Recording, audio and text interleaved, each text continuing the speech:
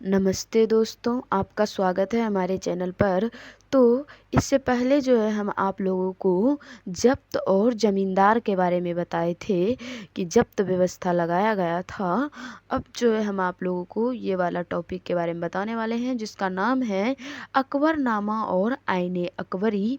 अकबरनामा और आईन अकबरी के बारे में। आईन अकबरी का मतलब होता है कि आईने यानी कि एक तरह से नियम कानून और व्यवस्था समझ सकते हैं, और अकबरी यानी कि अकबर के समय का नियम कानून व्यवस्था कैसी थी, इनके बारे में यहाँ जिक्र किया गया है। तो ज़रा सा आप लोग ध्यान से सुनिएगा। कह रहा है, अकबर ने अपने करीबी मित्र, उनके जो करीबी मित्र थे, और दरबारी अबुल फजल, उनके दरबारी जो है अबुल फजल को आदेश दिया। क्या आदेश दिया?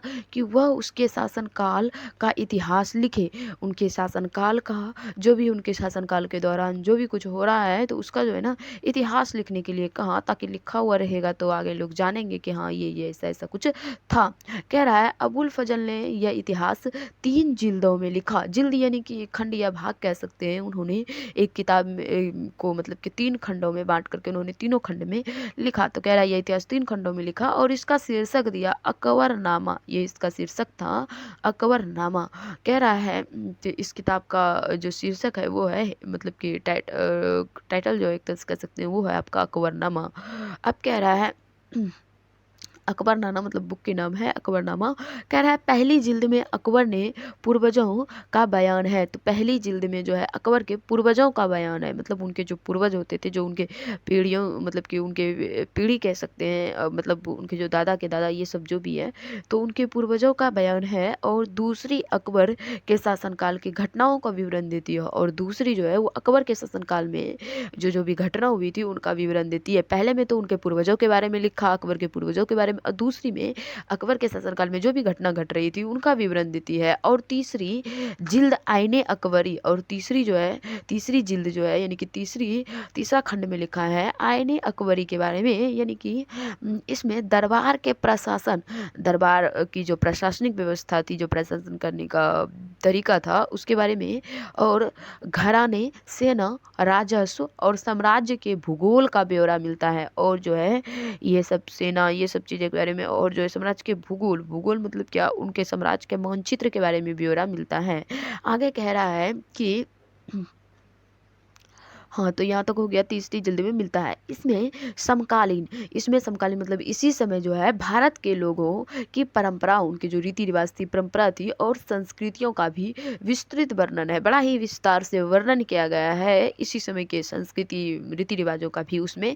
कह रहा है, आईने अकबरी का सबसे रोचक आयाम, सबसे जो खास बात है, सबसे जो इंटरेस्टिंग बात है, वो ये है कि विविध प्रकार की चीज़ें, विविध यानी कि अलग अलग प्रकार की चीज़ें, जैसे फसलों के बारे में लिखा गया, अलग अलग फसलों के बारे में, पैदावार, उपज जो होती थी, और उनकी जो मतलब कि वस्तु थी, उनकी कीमतों के बारे में, और फिर जो चीज़ें थी उनकी कीमतों के बारे में, मजदूरों की मजदूरी के बारे में कितना दिया जाता था, ये सारी बातें, और राजस्व के सांख्यिकी विवरण।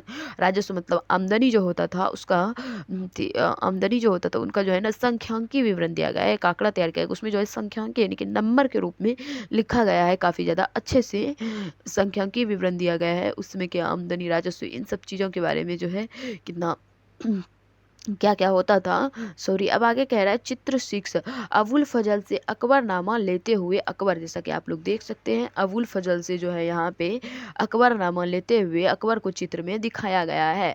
अब आगे बढ़ते हैं, देखिए आगे क्या कह रहा है आपका। तो ये था आपका, ये वाला टॉपिक खत्म हो गया, अकबरनामा और आईने अकबरी। इसमें आप लोगों को बस ध्यान रखना है, अबुल फजल ने जो है एक अकबरनामा लिखा, जिसमें कि जिसको उन्होंने 3 जिल्द यानी कि 3 खंडों में लिखा था। पहले खंड में अकबर के पूर्वजों के बारे में बताया गया था, दूसरे खंड में अकबर के शासनकाल की घटनाओं का विवरण देती है, और तीसरे जल्द में जो है उन्होंने अकबर के शासनकाल में जो भी मतलब प्रशासन की व्यवस्था कैसी थी, सेना कितना था, राजस्व, आमदनी क्या था, और फिर साम्राज्य का भूगोल, उनका जो है सामाजिक साम्राज्य का मानचित्र, ये सारी चीज़ों के बारे में बताया है। और इसके समकालीन मतलब इसी समय जो भारत के लोगों की परंपरा थी, संस्कृति कैसी थी, उसका विस्तृत वर्णन काफ़ी ज़्यादा विस्तार से बताया गया है। आईने अकबरी का सबसे रोचक बात, सबसे जो इंटरेस्टिंग बात थी, मतलब वो भी बताया गया है कि विविध अलग अलग प्रकार की चीज़ों को बताया गया है, जैसे कि फसल पैदावार जो है, अलग अलग प्रकार के फसलें पैदावार कितनी होती थी और चीज़ों की कीमतें कितनी होती है, मजदूरों की मजदूरी, राजस्व, संख्यांकी विवरण दिया गया, एकदम अच्छे से जो है नंबर के रूप में विवरण दिया गया है, आंकड़ा लिखा गया है। अब आगे देखते हैं आगे आपका क्या कह रहा है। जहांगीर के दरबार पर नूरजहां का प्रभाव, जहांगीर के दरबार में जो है नूरजहां का क्या इफेक्ट रहा, क्या प्रभाव रहा, चलिए तो फिर हम लोग उसको जानते हैं। कह रहा है मेरू निशा जहांगीर मतलब कि उनकी जो पत्नी नूरजहां है, उनकी पत्नी का जो रियल नेम है उसका वो नाम है मेरू निशा। मेरू निशा ने मतलब उन्हीं का नाम है, नूरजहां तो उनको उपाधि मिला था, अभी आप लोग जानिएगा इसमें। कह रहा है मेरू निशा ने 1611 में जहांगीर से विवाह किया। तो मेरू निशा ने जो है 1611 में जहांगीर से विवाह किया, शादी हुई उनकी जहांगीर से, और उसे नूरजहां का खिताब मिला। खिताब मिला मतलब किताब मिला, ये नहीं समझ लीजिएगा आप लोग, बल्कि नूरजहां का खिताब मिला, यानी कि जहांगीर ने अपनी पत्नी नूरजहां को, उनके मतलब कि अपनी पत्नी मेरू निशा जी थी, उनको नूरजहां का उपाधि दिया, या फिर उपाधि को हम लोग पदवी भी कहते हैं, पद नहीं कहते हैं, ठीक है। और ये क्वेश्चन आप लोगों के एग्जाम में मिलान करने वाला में आया भी था, आप लोगों के अर्धवार्षिक एग्जाम में, तो जरा सा आप लोग ध्यान से सुनिएगा। पदवी जो है पदवी और पद यानी कि उपाधि को ही पदवी कहा जाता है, तो ये अलग है, पद और पदवी में डिफरेंस है। तो इस अंतर को जानने के लिए आप लोग शॉर्ट्स में जाकर के देख लीजिएगा, हम शॉर्ट्स में अंतर को बता रखे हैं। कह रहा है नूरजहां हमेशा जहांगीर के प्रति अत्यधिक वफादार रही। तो नूरजहां जो है हमेशा जहांगीर के प्रति काफ़ी ज़्यादा अत्यधिक वफादार रही, और उसको समय समय पर वफादार रही, ईमानदार रही, और उसको समय समय पर सहयोग देती रही, और जो है जहांगीर को समय समय पर सहयोग देती रही, मदद करती रही, सहायता करती रही, साथ देती रही। कह रहा है नूरजहां के सम्मान में जहांगीर ने चांदी के सिक्के जारी किए थे। नूरजहां के सम्मान में जहांगीर ने चांदी के सिक्के जारी किए थे, मतलब नूरजहां के सम्मान के लिए जो है जहांगीर ने जो है चांदी के सिक्के जारी किए थे, जिनमें एक और स्वयं के खिताब उत्तीर्ण थे। खिताब मतलब फिर मैं कह रही हूँ मतलब कि उनको जो उपाधि मिला था, एक और स्वयं के खिताब उत्तीर्ण थे, और उत्तीर्ण थे मतलब लिखा हुआ था। और दूसरी ओर एक और, जैसा कि यहाँ आप लोग देख सकते हैं, और दूसरी ओर यह वाक्य रानी बेगम नूरजहां के नाम से गढ़ा हुआ, मतलब दूसरी ओर जो है रानी बेगम नूरजहां, मतलब कि रानी बेगम नूरजहां जो है उनके नाम से लिखा गया है, उनके नाम से गढ़ा गया है। ये यहाँ मैं दिखाती हूँ, दूसरी ओर ये वाला की बात यहाँ पे हो रही है, ये वाला, ठीक है ना, ये वाला। अब आगे क्या करा, तो रानी बेगम नूरजहां के नाम से गढ़ा हुआ है। आगे आपका कह रहा है बाई ओर दिया गया दस्तावेज नूरजहां द्वारा जारी किया गया आदेश फरमान है। और बाई ओर जो दस्तावेज दिया गया है ना, ये दस्तावेज आप लोग को दिख रहा होगा, बाई ओर ये दस्तावेज, ये दस्तावेज, एक मिनट पढ़ लेती हूँ आगे क्या कह रहा है, उसके बाद समझाती हूँ। कह रहा है दस्तावेज नूरजहां द्वारा जारी किया गया आदेश फरमान है। और नूरजहां द्वारा जारी किया गया वो जो मतलब कि बाई ओर दिया गया जो दस्तावेज है, वो नूरजहां द्वारा जारी किया गया आदेश यानी कि फरमान है। कह रहा है चौकोर मोहर बताती है, अच्छा बाई ओर दिया गया दस्तावेज वो दस्तावेज नहीं है, मतलब ये जो पूरा मतलब ये जो किताब है ना, ये इसी को दस्तावेज कहा गया है, ठीक है। तो नूरजहां द्वारा जारी किया गया आदेश फरमान है, ये जो है नूरजहां ने जारी किया था उसी का आदेश है। अब कह रहा है चौकोर मोहर बताती है, ये जो चौकोर मोहर है मैं आप लोगों को दिखाती हूँ, ये वाला चौकोर मोहर की, ये पूरा कम्प्लीटली हो गया आपका दस्तावेज, ठीक है ना, ये पूरा कंप्लीट जो येलो कलर का दे रखा है। अब देखिए इसमें जो है आपका चौकोर मोहर ये है, ये वाला जो है आपका ये है चकोर मोहर, ठीक है। तो चकोर मोहर में क्या कह रहा है, कह रहा है चकोर मोहर बताती है कि उद्दत मतलब कि उदार यानी कि वो थी महारानी जो है काफ़ी ज़्यादा दयालु थी, और महान उनके मतलब कि दया को दिखा रहा है। और महान महारानी नूरजहां पादशाह, यहाँ एक वर्ड आया है पादशाह, इससे पहले आप लोग बादशाह सुने होंगे, तो बादशाह और पादशाह दोनों में हल्का सा डिफरेंस है, ज़्यादा तो डिफरेंस है नहीं, ठीक है ना।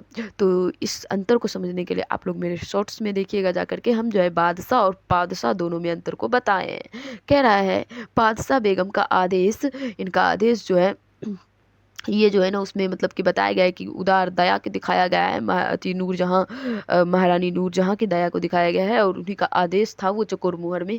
आप लोग वहाँ हम आप लोग को चकोर मुहर के बारे में दिखाएं। कह रहा है गोल मुहर के अनुसार, गोल मुहर कौन सी मुहर की बातें हो रही है, ये वाला जो गोल मुहर आप लोग को दिख रहा है ना यहाँ पे, ये वाला गोल मुहर, तो इनके बारे में कह रहा है कि गोल मुहर एक मिनट, हाँ, गोल मोहर के अनुसार शाहजहांगीर के प्रताप से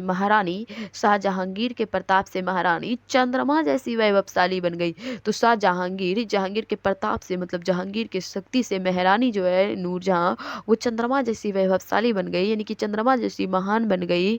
कह रहा है हम कामना करते हैं, हमारी दुआ है, किसकी? जहांगीर की। हमारी दुआ है, हम कामना करते हैं कि नूरजहां पादशाह इस युग की सर्वोत्तम महिला बने, इस युग की जो है सर्वोत्तम सबसे उत्तम महिला बने, सबसे अच्छी महिला बने। अब यहाँ पे चित्र दे रखा है, ये वाला यहाँ लिखा हुआ है नूरजहां का फरमान। ये जो नूरजहां का फरमान मतलब आदेश था, ये जो किताब है येलो कलर का मतलब दस्तावेज उनको कहते हैं ये। अब आगे क्या कह रहा है? सुलह-ए-कुल की नीति के बारे में समझिए। उस टाइम अकबर ने इस नीति को लागू किया था। सुलह-ए-कुल का मतलब क्या होता है? पहले तो आप लोग ये समझ लीजिए। सुलह-ए-कुल का मतलब होता है सबके साथ शांति। कह रहा है अकबर के सुलह-ए-कुल की नीति का उनके पुत्र जहांगीर ने इस प्रकार वर्णन किया है। तो किस प्रकार वर्णन किया है उनके पुत्र जहांगीर ने? जरा सा आप लोग ध्यान से सुनिएगा। कह रहा है ईश्वरीय अनुकंपा, इसको लिखा था सुलह-ए-कुल की नीति को अकबर ने, और उसका वर्णन जो है जहांगीर ने इस प्रकार किया है। कह रहा है ईश्वर की अनुकंपा मतलब उनके कृपा के मतलब ईश्वर की दया से, उनके कृपा के विस्तृत आंचल में, इस विस्तार बड़ा छाया में सभी वर्गों, जितने भी वर्ग है सभी वर्ग और सभी धर्मों के अनुयायियों की जगह मतलब अनुयायियों की एक जगह है। जितने भी अलग अलग धर्मों को मानने वाले लोग हैं, जितने भी उनके अनुयायी हैं, सबकी एक ही जगह है। इसलिए उसके विशाल साम्राज्य में, इसीलिए उसके इतने बड़े साम्राज्य जिसके चारों ओर की सीमाएं केवल समुद्र से ही निर्धारित होती है, मतलब ये जो विशाल साम्राज्य है अकबर का, वो चारों ओर से समुद्र से घिरा हुआ है, पानी से मतलब पानी ही पानी से घिरा हुआ है। कह रहे विरोधी धर्मों के अनुयायियों और एक दूसरे के विरोध करने वाले मतलब कि अलग अलग धर्मों के लोग जो है एक दूसरे के विरोधी मतलब कि अलग अलग धर्मों के लोग अनुयायी और तरह तरह के अच्छे बुरे विचारों के लिए, और जो लोगों के अंदर कुछ लोगों के अंदर अच्छे बुरा विचार थे तो कुछ लोगों के अंदर जो है बुरे विचार थे मतलब खराब विचार थे, के लिए जगह थी जहाँ असहिष्णुता का मार्ग बंद था। असहिष्णुता मतलब कि सहिष्णुता नहीं, यानी कि एक तरह से कह सकते हैं भेदभाव का जो करने वाला जो मार्ग था वो बंद था, वो नहीं था। कह रहा है यहाँ सुन्नी और सिया एक ही, यहाँ पे बताया गया आपका कि सुन्नी और जो सिया है वो एक ही मस्जिद में इकट्ठे होते थे, और ईसाई और यहूदी एक ही गिरजे में प्रार्थना करते थे, एक ही गिरजाघर में। मैं बता दूं आप लोगों को, गिरजाघर को जो चर्च भी कहते हैं, ठीक है, तो चर्च में प्रार्थना करते थे। उसने सुसंगत तरीके से, सुसंगत मतलब काफ़ी ज़्यादा व्यवस्थित तरीके से सार्विक मतलब सभी के लिए शांति, सार्वभौम शांति कह सकते हैं, सभी के लिए शांति, सुलह-ए-कुल, जैसा कि हम आप लोग को सबसे पहले ही बताए थे, सुलह-ए-कुल का मतलब होता है कि सभी के लिए शांति, सबके साथ शांति के सिद्धांत का पालन किया। तो इसी सिद्धांत का जो है काफ़ी ज़्यादा व्यवस्थित सुसंगत तरीके से इसी सिद्धांत का पालन किया है। इसमें सुलह-ए-कुल में कुछ नहीं कह रहा है ज़्यादा, मतलब इतना कह रहा है ना, शब्द कैसे सिया और सुन्नी जो है ये दोनों जो है मस्जिद में एक साथ मिलकर के इकट्ठे होते हैं, नमाज अदा करते हैं, जो भी है। और जो आपका ये हो गया ईसाई और यहूदी, ये दोनों जो है गिरजा में ही प्रार्थना करते हैं एक साथ मिलकर के। यहाँ दिखाया गया कि अलग अलग धर्मों के लोग के साथ भेदभाव नहीं किया जा रहा है, एक साथ एक ही जगह ये सब रहते हैं, और मतलब यही सुलह-ए-कुल की नीति है। अब आगे है आपका जो टॉपिक है वो है 17वीं शताब्दी में और उसके पश्चात मुगल साम्राज्य। आखिर 17वीं शताब्दी में क्या हुआ और उसके पश्चात यानी कि उनके बाद मुगल साम्राज्य के बारे में आप लोग जानिएगा। तो आज इतना ही रहने दीजिए। ऐसे ही आसान तरीके से पढ़ने चाहते हैं तो जल्दी से मेरे चैनल को सब्सक्राइब कर लीजिए, ताकि आपको मेरा वीडियो जो है कहीं और ढूंढना ना पड़े।